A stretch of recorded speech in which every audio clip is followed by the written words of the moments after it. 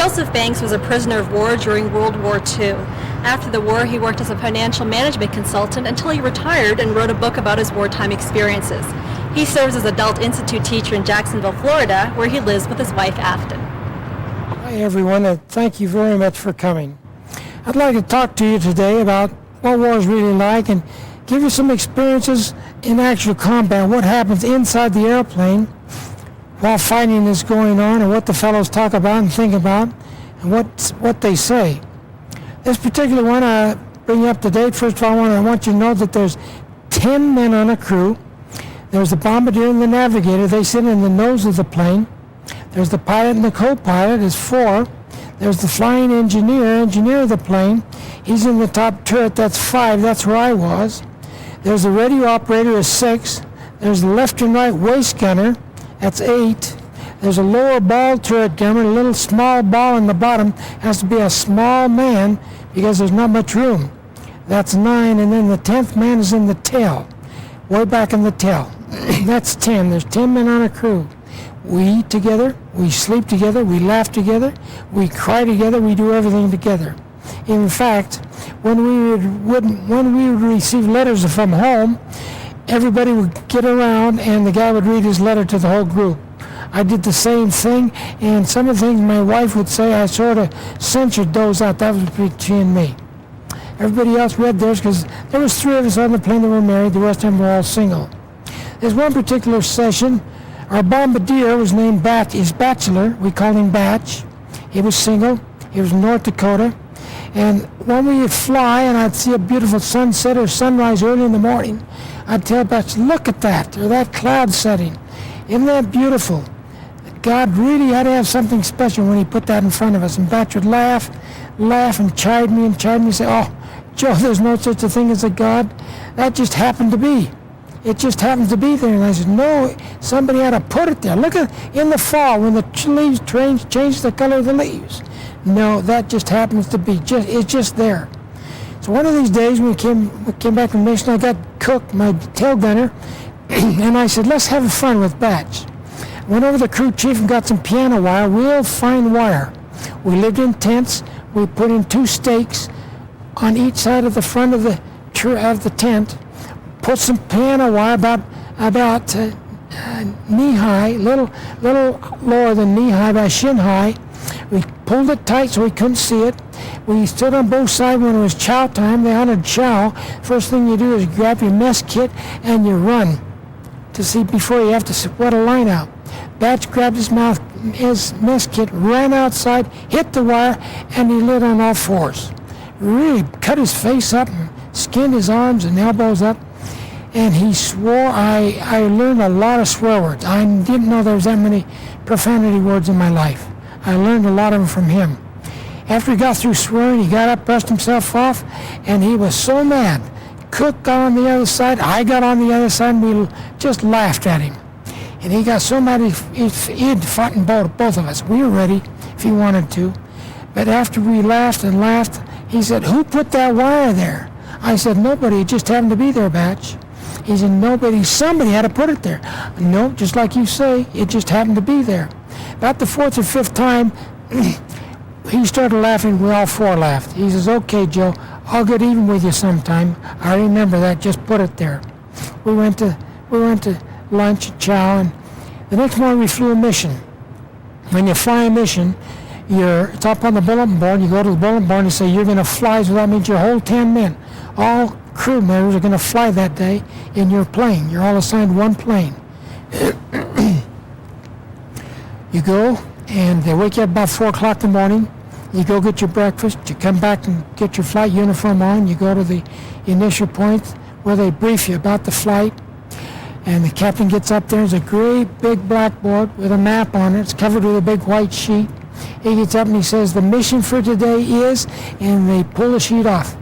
And it's got a big red circle around the map. And that's where you're going to bomb that day.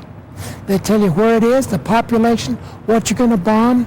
There's going to be air factory, tank factory, munitions factory, whatever it was going to be. They'll tell you how many planes can be approaching you at one time, how many guns can point at you from the ground. And this particular day, we're going to bomb the Ploesti oil fields. It's the largest oil field that Hitler had. It was in Romania. And he had to protect that oil field so he'd keep ammunition, or rather keep fuel for his tanks and the planes and the cars all over the place, and he had to protect it, because when that goes, the war would end. And so we were going to go Ploesti oil fields, and every time we went to Ploesti, half the planes would never come back. They would be all explode, shut up, and the crews would bail out or get killed, and half the planes would never come back. And when we said going to Ploesti, we looked at each other and thought, who's not going to come back, you or me? Well, after the briefing, we went out the car, out to the runway, we briefed, took a look at the plane. I told the guys, we're okay to get in. We get in the plane, we take off. When you get to 10,000 feet, we all take off in the radio room. When you get to 10,000 feet, the pilot says, take your positions, check your guns. You check your guns because they might freeze up, and you got to know how to fix them immediately. And then you put your oxygen mask off at 10,000, then you take your positions and start looking for fighter planes to attack you. Then pretty soon you get to the point, and the pilot says, we're just about to the point. He turns to what they call the IP, the initial point. At that point, the pilot says, okay, Batch, it's all yours. So the pilot and co-pilot take their hands off of all of the instruments and all of the wheels, and it's the pilot's plane, the bombardier's plane. He runs the plane. He sets up the Norton bomb sight. The bomb sight works it out and knows what the target is ahead, and it starts working. And by the time it gets there, it knows exactly when to release those bombs and how soon before we get to the target. He starts calling 10, 9, 8, 7, 6. When he gets to 3, you better look around and find some place to hang on to the plane, because when the bombs drop, the plane jumps straight up in the air with all that weight loss.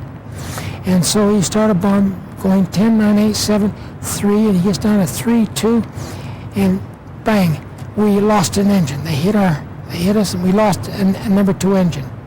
When that happens, my pilot's job is to feather the prop so it won't windmill. Then I'd leave my position and transfer the fuel from that number 2 engine to the other 3 engines to make sure we can keep as much fuel as possible so we don't run out of fuel. Well, we did that, and after they drop their bombs, the rest of the planes go off in the horizon. You see them leave you. And we're called a wounded enemy, wounded plane. And then they take off, and we're way behind with only 3 engines. And the pilot comes through and says, look for enemy fighters, you guys. They love to find a wounded plane and shoot it down. So all of us were on keen alert to look for the fighters. And pretty soon one of the guys hollered through and says, look at 10 o'clock. There's a whole bunch of fighters coming. They were the German fighters, the Messerschmitt 109s and Focke-Wulf 190s, and they made one pass after another, shooting at us. We all had our position, shooting back at the planes. We did knock down some planes. I don't recall how many we knocked down, but they kept shooting at us and shooting at us. Pretty soon the tail gunner hollered down. He said, Joe, I'm hit. I got myself with a portable oxygen, went back into the tail system, got him. He had a big explosion from the bullet in his right leg. I got him out of that position, drug him back into the radio room as much as he could crawl. You're on your hands and knees because it's so small you can't stand up. I put him in the radio room, got the first aid kit, and started patching him up. Got him patched up, and I no sooner patched him up, and the waist gunner says, Joe, I'm hit. Went on that way till every man on the crew was hit, with the exception of the pilot and the co-pilot and myself. The bombardier and the nose, the navigator and the nose, both said were hit. The bombardier had a severe head injury. Bullet came through and hit his head. And we got all those in, and I had Bob Batch patching him up. I ran all out of bandages from the first aid kits, and I started ripping up parachutes. He said, Joe, don't rip up parachutes, we can't bail out. I said, Batch, it's either that or you're going to bleed to death, the same as the rest of the guys. So he agreed, go ahead and rip up the chutes in order to save our lives. So I patched them all up. By that time, the co-pilot, Dick Lepresti, he called in, he says, Joe, come quick, talk, our pilot's been hit. A piece of shrapnel came in from the bottom of the plane, went through his seat, this pilot's seat, and into his buttocks and ripped his buttocks way apart, a big hole. He was bleeding profusely. He says, you got to get him out of here. So I got him out of the pilot's seat as best that I could. He was in pain and agony and crying. I got him in the radio room and patched him up the best I knew how. And by that time, every instrument on the plane was shot. The radio was gone. The compass was gone. There wasn't an instrument. We didn't even know how much fuel we had. And so Dick says, you got to help me fly it, Joe, because I can't hold it level. And so I sat in the pilot's seat between the pilot, the co-pilot, Dick, and myself. We sat in the plane trying to guide the plane. Bats finally came through. We had holes in the plane big enough that if you walked through, you could fall through and not even scrape your sides. All up and down the plane because of the big flak was hitting in the plane and the airplanes. And so Bats finally came through and he said, Joe, this so-called great God of yours, would you do us a favor and pray and ask him to get us back safe if he's so great? And Cook came through the intercom. He says, Joe, that's a good idea, but will you say it out loud so we can all hear you? So I said a prayer out loud so all the crew could hear. And you can imagine what I would ask. I just prayed, please get us back. Don't know what to do. We don't know where we're going. We don't know how fast we're going. We don't know even how high we are. About that time when I said amen, the guy says, look out there about 9 o'clock. There's another big black cloud of fighter planes. We knew that was it. So Dick says, Joe, look for a place we're going to have to ditch, crash land. So I was looking for an open field somewhere where we could without trees. About that time, a P-38, one of our fighter planes with twin booms, they came up. The greatest sight I've ever seen and probably ever will see was those fighter planes coming. They ran off the German fighters. The one fighter pilot came as close to me as right there as you and me, Matt, and I could see the whites of his eyes. He waved his hand, follow me, and that's exactly what we did. We tried to stay on course to follow him, and we finally saw our runway, and he pointed to the runway right across the Mediterranean. There it is, and I told the guys we can see the runway, and they all hollered and screamed. By that time, they knocked another engine out. We only had 2 engines left, but we could see our landing point. We knew we'd get home safe. The co-pilot took over, returned. As he turned to land on the runway, the other engine went out. We had 1 engine left. It didn't get hit, we ran out of gas. And you can only fly a plane just very few minutes without a lot of gas. But you can't fly on 1 engine. It floats about like this. But we started down. The co-pilot did a super job of landing. He landed on the runway, and the guys could hear it hit, and they all screamed and hollered, we're safe, we're alive. And way down in the runway, I didn't say anything, the co-pilot could see it as well as myself. There was a big steamroller right in the middle of the runway. But there was an Italian worker, and we thought, well, he'll get it out of the way. By the time we get down there, it'll be gone. He didn't. He jumped out of the steamroller and ran. I thought, oh my gosh, and we're going to hit it for sure. But we had no brakes. We couldn't stop. We couldn't turn. We thought, well, we'll just run until it can't run anymore, and we'll get out. And we got down to the steamroller, and I remember going underneath my wing. And I thought, oh, we just missed it. We're okay. And I forgot about the tails behind me, and the tail section had so many holes in it that when it hit the tail fell off completely. When that happened, the nose took a dive and flipped upside down and peeled open just like you'd peel a banana, wide open. There was nothing left, just like they sliced it open. That's all I remember. At least I saw it that way. When it hit that way, I broke the seatbelt, picked up the pilot's seat, and I went completely through the instrument panel when we went upside down. When I came to, I had the Norton Bombsight in the nose, wrapped around my neck, and I was laying on my neck upside down, my feet up in the air. It had dug into the dirt in the ground. I had dirt all over me and down my mouth. I was afraid to talk, and I heard him outside talking, and he said, I heard one voice say, he's in there somewhere. We got all of them out but him, but he's got to be dead. He couldn't be alive in this mess. And I finally mustered up enough strength and courage. I says, I'm here, I'm alive. Please get me out. Well, I heard the chopping and chopping. They said, my gosh, how can he be alive? And they chopped me out, opened up a space. They grabbed both my arms, helped me up, and I stood up. And when they let me go, I fell down. All I had over that was a sprained ankle. And they helped me up again. And I says, where's the rest of the crew? And they said, they're in the ambulance on the way to the hospital. They were all injured. And they said, we want to take you to the hospital and start running tests on you. I said, no, I think I'm okay. I felt around. I felt like I still had my body in shape. And so he said, are you sure? I'm sure. They interrogated me, took me back to my tent. I sat on my cot for a few minutes, went in and took a shower, came back, sat on my cot again, and I finally realized what I'd been through, what I'd done in patching all those guys up, and how I'd gone through the instrument panel and still alive to tell it. And I just started to cry. I cried like a baby. I don't know how long, a long time. And I cried and cried and cried until I finally got a hold of myself. And the first thing I did, I got off my cot, I knelt down beside my cot, and I said, thanks again. And they kept saying to me, why me? How come I'm the one that gets saved and all the guys get wounded or get killed? And I've said that for many, many times. I even said today once in a while. Anyway, after I took my shower, got straightened up, they took me to the hospital so I could see all the guys.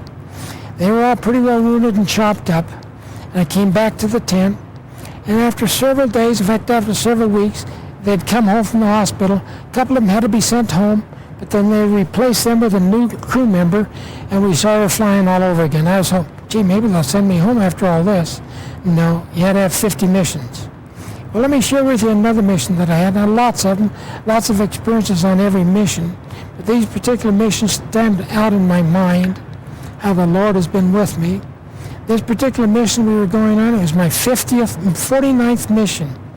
I wrote my wife a letter. I says, I got my duffel bag packed. I know what I'm going to bring home. I'll be home soon. I got this mission and one more, and they're going to fly me home.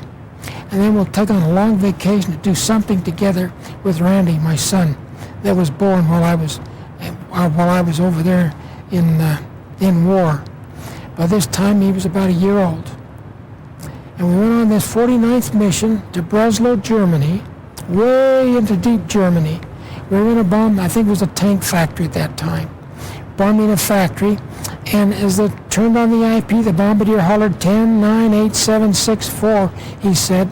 We got to about 3, and the plane up above us got hit, and they got an engine knocked out, and so they started pulling back, and we kept going forward because we didn't get hit to knock out an engine.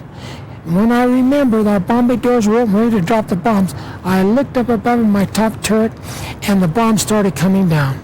And I thought, oh my goodness. All I remember is they hit the wing, they hit the plane, we exploded, I heard a big bang. I couldn't hear anything for a long time because of my ears. I heard a big bang, and when I came to, it knocked me out. When I came to, I was in a little small piece of fuselage, about from me to you. And it was twisting and turning and twisting. And right down at my feet was one of my crew members. I don't know who it was. I fell down to touch him and grab him, pick him up, and he was dead. So I couldn't do anything. And I tried to get out, and I couldn't. You ever take a centrifugal force and take a bucket of water, twist it around with a handle? Try it sometime. The water didn't come out. That's the way I was. I tried to get out. It pinned me against the side of the fuselage, and I mustered every strength a 20-year-old could have, and I couldn't move. So what did I think again? I prayed. I asked Heavenly Father, please, give me the strength to get out of here. Don't let me go down and hit the ground. I figured I'd been in a long time. I didn't know how long. And I knew if it hit the ground, what would happen. The minute I said amen to that prayer, I heard my wife's voice right there. And I heard her voice, and it was clear as yours and mine. And she said, Joe, look across your legs. There's a cable. Pull it. That's all it was. I didn't see her. I only heard it once, but I'll remember that until I go to my grave. I remember that voice telling me what to do. I reached down, I grabbed the cable, went around the back. I was leaning against the escape hatch door, which was on that plane. It pulled 2 pins out. The door fell out, and I found myself going backwards, falling into space. I thought, oh my gosh. There I was. We always were taught to go over the target with our chutes on. And I always wore my chute. Lower ball turret, the tail gunner could not wear their chutes. It was too close quarters, but they had their chutes right by them. So I had my chute. I pulled my ripcord the first time. It didn't open. The second time I really pulled it and heard a bang. and it goes up. When the chute opens, you hear a big pop, a big bang, and it brings you to a sudden attention.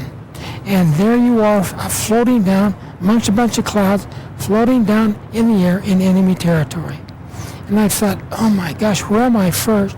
Number two, you're in enemy territory. Number three, will I ever see my son and my wife again? I'll never get out alive. Way deep into enemy territory. Then the next thing I thought of, Joe, this is Randy's 1-year-old birthday. It was the 13th of September. And I said, he was born the 13th of September. This is his 1-year-old birthday, and here I am floating down in a parachute. I prayed, and I thanked him that I was alive. I didn't see any more parachutes in the area until I looked and I heard a swish. And I looked out of the bump beyond my parachute, and there's this guy going right down. And I saw his face. It was Tonk, my pilot. And the chute was out, but it wasn't open. And the cords were up there, and he was desperately struggling those cords, trying to get that chute to open. And he just kept going down, and I just watched him. I prayed, please, please. And I saw him hit the ground. It made quite a big hole in the ground. But of course it killed him, broke every bone in his body, I suppose. And I kept coming down to the chute, praying all the way down, and there was 2 soldiers on the ground with their bayonets attached. There was a lot of civilians, men and women both.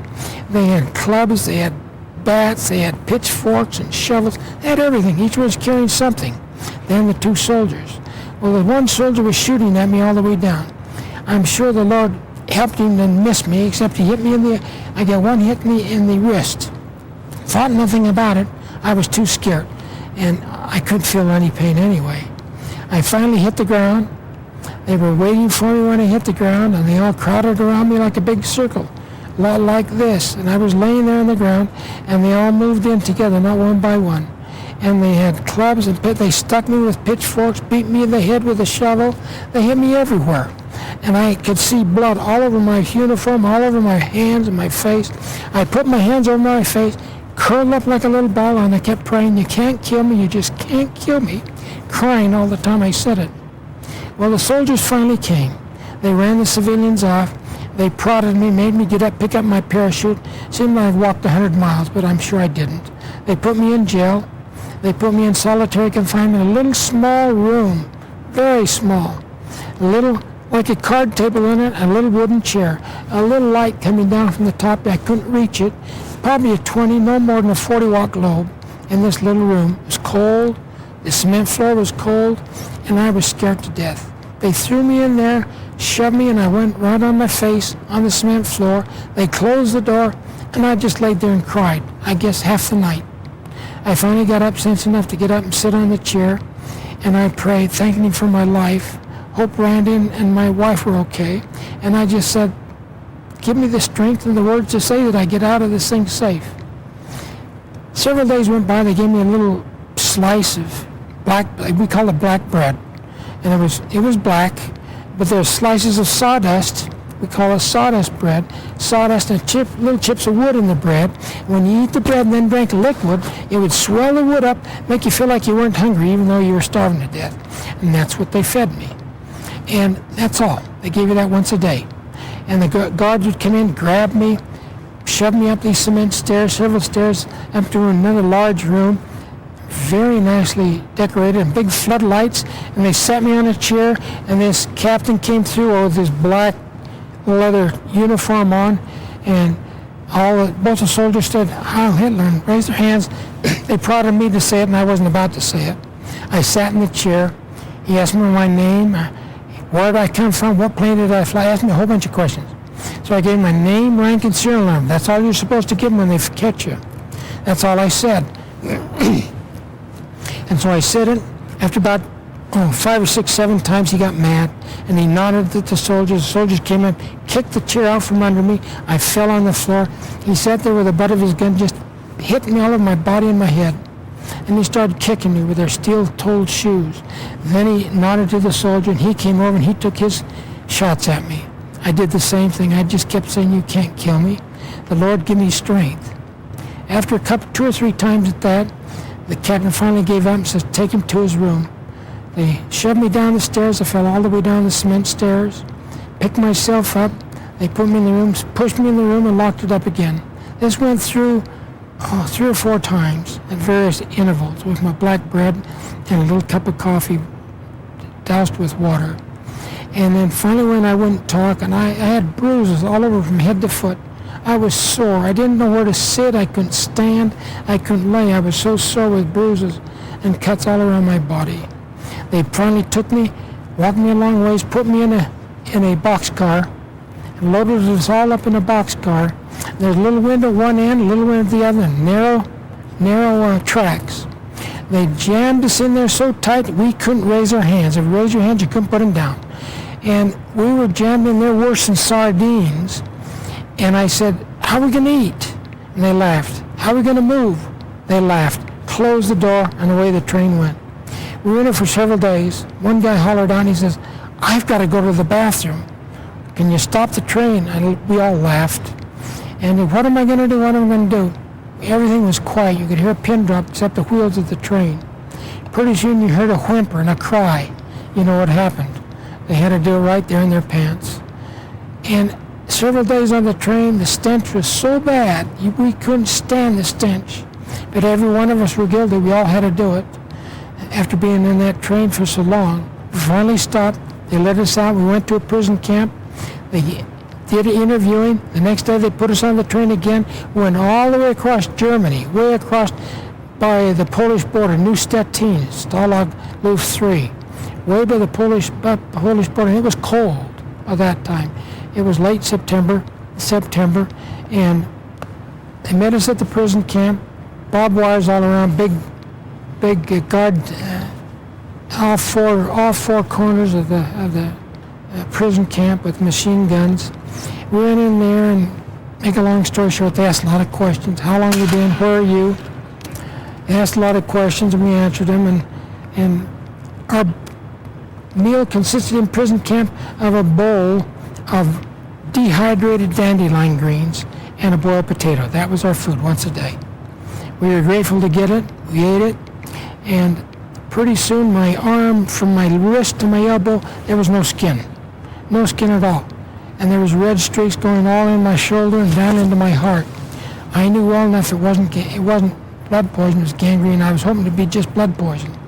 And pretty soon, Falkwolf 191, one of the guys in the room, he said, Joe, I'm sorry, we can't stand the smell. The smell is terrible, we can't sleep. And it did smell. And so I got one of my buddies to take me over to the German doctor. They finally consented the guards I could go see a German doctor. He took one look at it and he said, soldier, you got gangrene, that arm's got to be amputated immediately. And I thought, going through all this, now I'm going to cut my arm off. I said, what are you going to use to cut it off with? I couldn't see anything. And he pulled it, a little pocket knife, he opened it up. It was about 4 inches. He says, this is all we got. What do you use for anesthetic?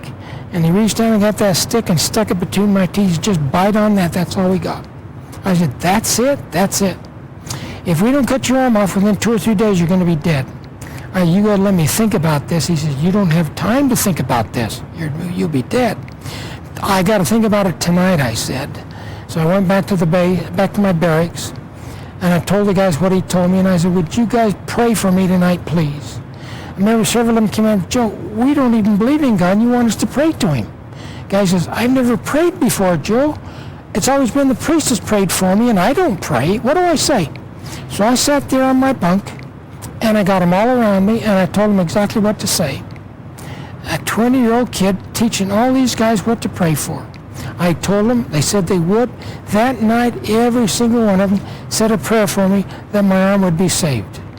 The next morning, I went to the doctor, and he said, soldier, a miracle's happened. The red streaks are gone. He said, let's wait till tomorrow. Waited till tomorrow. The next day, it's improved. Let's wait till tomorrow. Well, here's my arm, and tomorrow's kept coming, and I kept keeping my arm. It's still here. Well, that was one incident that God does listen to your prayers, and he answers your prayers. I know this. I bear witness to you that this is true, because it happened to me, and if it happens to me, it can happen to you. We were going to evacuate, and they were going to leave the skeleton crew there. The Russians were getting too close to us. We geared machine guns and tanks. They were strafing all around us. And so they said, we're going to leave you, but we're leaving. And I said, great. So I went back and told the guys we'll be home for Christmas. We all cheered and cheered, and the day after Christmas, they came in the barracks, roused, and get up with their dogs. What's wrong? He said, we've decided to take all of you with us. 1,000 of us, you're going to take us with you? Well, some of us don't have shoes. None of us have coats. We have no blanket. We can't walk out there in the middle of winter. They said, that's what you're going to have to do. So after talking and talking, they finally decided, I'll give you one blanket between two of you. And you two have got to get together, and that's all you can have is one blanket for two of you. So I got the guys together. I said, get a buddy-buddy system. The guy that you get along real good with, he's got to be your partner. You sleep together, you eat together, you do everything together, because that's what's going to keep you alive, the body warmth and one blanket between the two of you. Got that taken care of. Well, I had them line up 4 abreast, and we went out walking. We walked as far as 14 miles a day. You think that's not long. When you haven't eaten and you're hungry and you're scared to death and it's cold and you haven't got a coat, it's a long, long walk. Anyway, at the end of each day, they said, soldier, this is where you're going to stay. I said, well, there's nothing here. Just ice and snow all over. This is where you're sleeping. So I told the guys, find a tree somewhere, lean against the tree, wrap yourself up in a blanket. That's what's going to have to keep you warm. Some of the guys took their shoes off. When they woke up, their shoes were frozen. They couldn't get their shoes on, so they had to walk in their stocking feet. I told every night, do not take your shoes off. You can't do it. They'll freeze, and you won't have any shoes to walk the next day. They finally believed me. One time they stopped us at a barn, and I says, okay, if you take your shoes off, stuff them full of straw. I learned a lot of this in Boy Scouts, long, long time ago. And I said, stuff your shoes with straw, it'll absorb the moisture, then you're okay, and they did. We'd walked on, I don't know how long, way past Valentine's Day, February the 14th, and we left the day after Christmas. We were tired, hungry. The food at that time, see, ever since we left, they'd follow us along, and they gave us one little boiled potato like that a day, but you had to cut it in two, and that was split it with your buddy and with you. And we'd hold our hands underneath while we're cutting the potato, and any crumbs that left, you'd just lick your hands. In case there was a little bit that might have dropped, you licked every bit you could. That was our food, all walking on the road. We were hungry, we were losing weight. The guys would say, Joe, help me. And you see him lay by the side and you couldn't help him. You didn't have the strength to help him. And I can hear those voices today. With their hands out, stretched, Joe, please help me. We couldn't. And they wouldn't let me go back and see how many died. I know a lot of them died. I don't know how many. They wouldn't let me go back and count them. We got strafed with our own planes. A lot of our men were killed then. They wouldn't let me go back. This happened day after day after day. And sort of keep our spirits up, I asked one of the guys, you know some songs you used to sing? Find some songs. And you guys are all probably way too young. You don't remember the Mills Brothers. And the Mills Brothers songs was Down by the Old Mill String and Take Me Out to the Ball Game and all these songs. And we knew them because we heard them. And he started singing and taught them to us, and that's what we sang walking down the road. Then we'd sing the Air Force song, and then the Navy song, and then the Marine song, and then the Soldier song.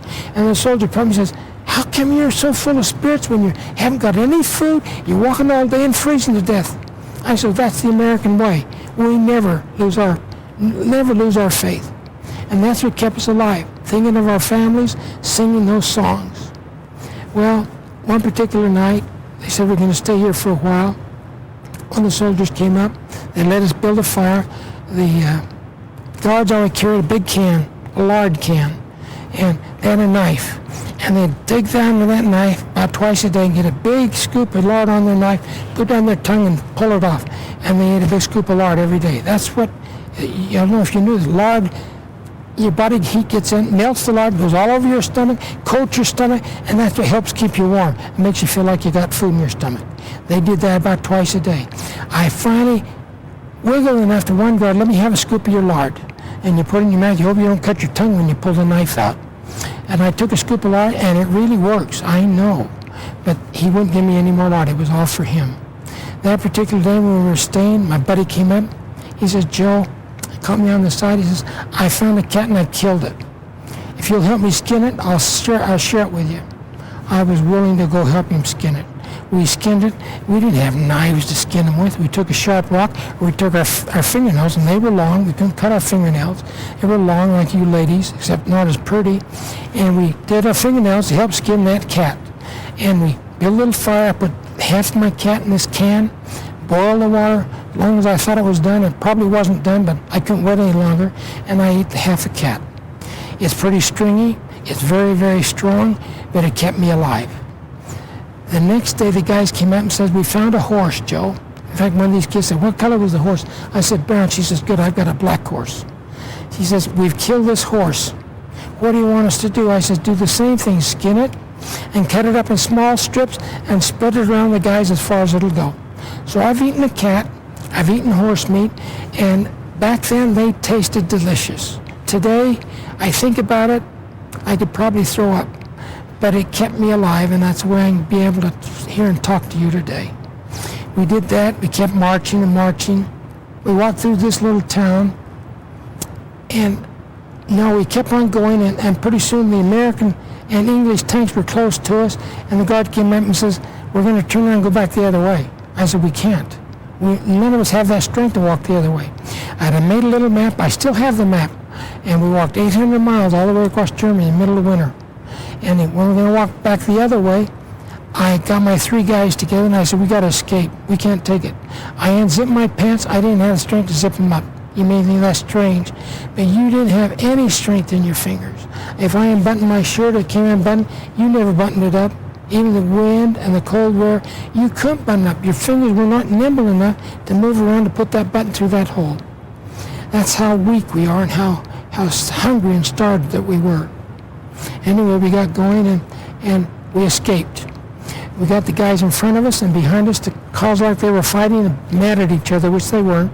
They pulled the guards both the directions, and about 4:30, 5 o'clock that night, in heavy underbrush, and I took off. I was first one, and I crawled on my hands and knees, hoping I wouldn't get caught. I told you what happens if you get caught. We knew the consequences, but I took off, and we had a predestined place to meet. And if we weren't all there by midnight, then we knew you got killed or were shot, and the dogs ripped you apart. 12 o'clock we waited, and sure enough, all 4 of us were there. So we made our plans. Before we did anything, they finally started to believe that my God was somebody that we could trust, and he helped us. So I said, "We really ought to kneel and pray and thank God for our safety." And every one of them, not one complained like they usually did. They knelt down beside me, and I prayed. I was always the mouthpiece. And I thanked him for bringing us. Now get us through this thing. We walked at night. We saw the big, heavy artillery in the horizon. That's the front lines. We walked to the front lines. We thought it was going to get daylight. We'd look around for some bushes or limbs or something to cover us up with, and we had 2 blankets for 4 of us. We laid on the ice and snow, freezing, but we took the 2 blankets over the top of us, hoped that our body warmth would help to keep us warm. That's where we slept every morning. And in the daytime, we tried to sleep. One time a German guard came and saw us. Our feet stuck out beyond the blanket. He kicked our feet, hollered something in German, went back, I guess, to get help. And when he went to get up, we jumped up, grabbed our blankets, and ran as fast as our little legs would carry us, so he couldn't catch us. This happened several times with us. Other things happened I don't have the time to share with you. We kept on going and going. We walked single file, changed positions every time, 4 of us, about 5 yards between each one of us.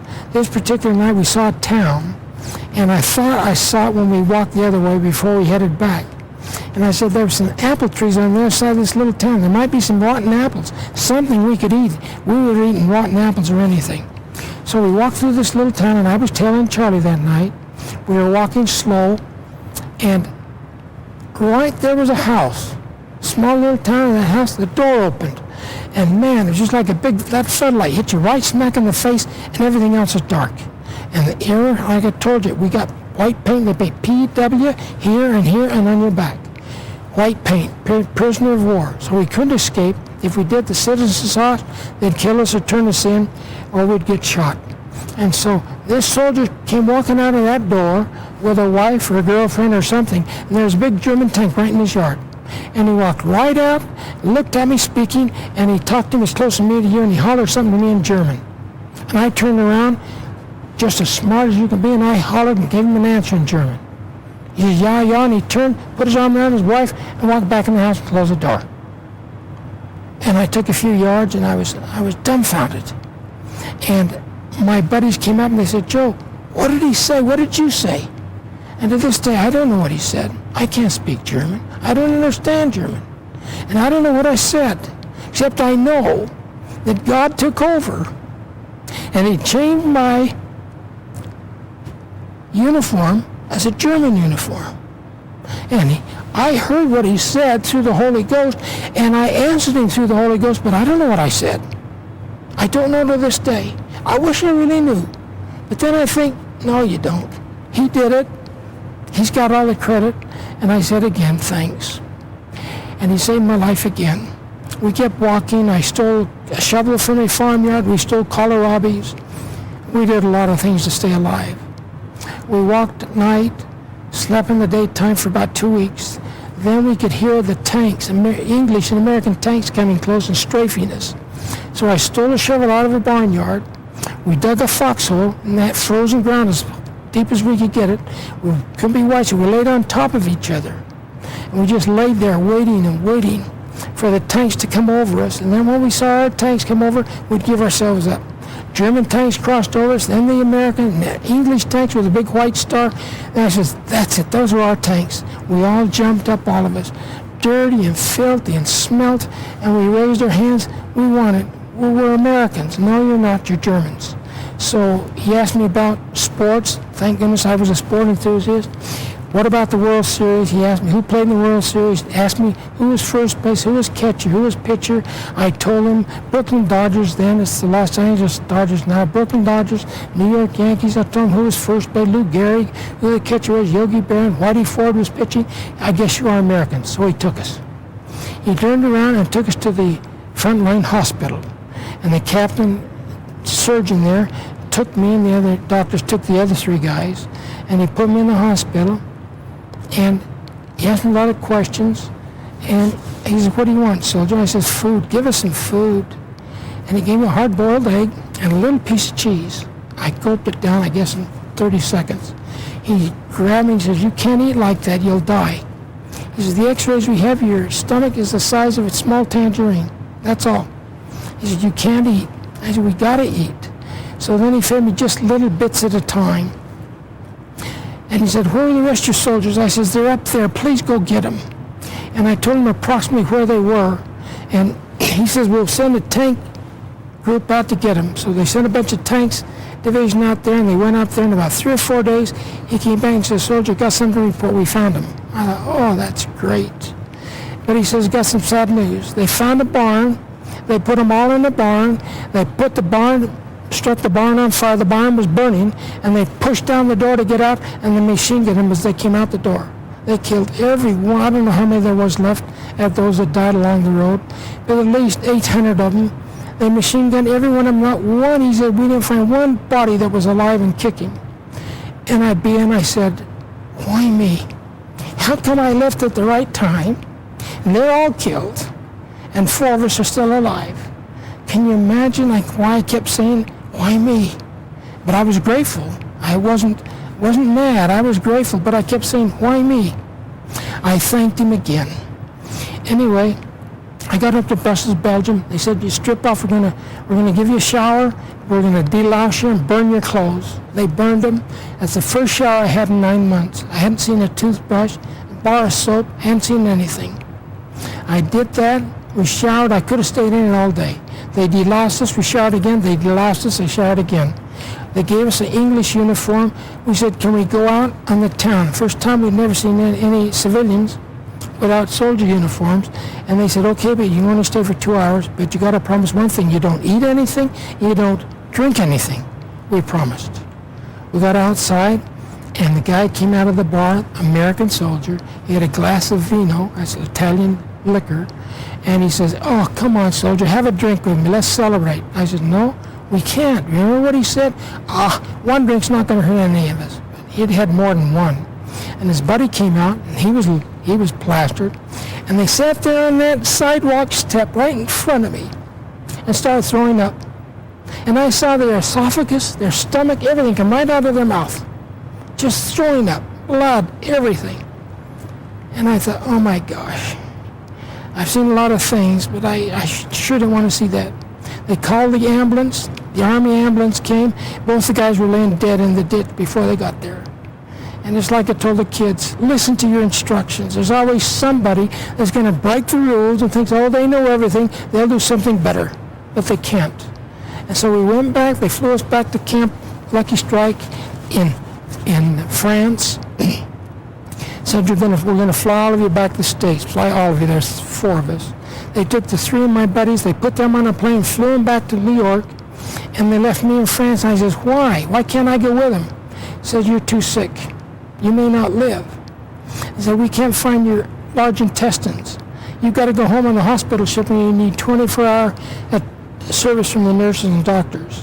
I felt discouraged, but at least I was still alive. I put on a hospital ship for 7 days. I went to England. They picked up more patients. Then we went on to New York. I got out of my bed. My dress then was a robe, pair of house slippers, and pajamas. I looked out. I saw the Statue of Liberty. What a great thrill it was. We docked in Staten Island. They put me in Staten Island. They put me right on a stretcher. Took me into the 2 doctors. Took me over. They checked me over from head to toe. X-rays, all kinds of stuff. And they got all through. And I thought, well, I must be good because they didn't come back. They finally came back and said, sit down, soldier. I was laying on a bed. I had to sit down. And they said, we want to talk to you. We can't find your large intestines. I got to have them. I had dysentery going 25 times a day, nothing but blood and pus. And he said, I know, but it's going into your system. We can't find them. I said, what does that mean? You haven't got long to live. I said, how long have I got? He said, maximum 2 years.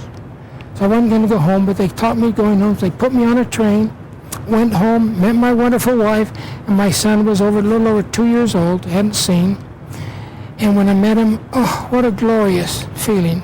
I hugged my wife, I hugged my son, and Ephraim said, this is your daddy. And he pushed me away and he says, go away. So he didn't know me, he'd never seen me.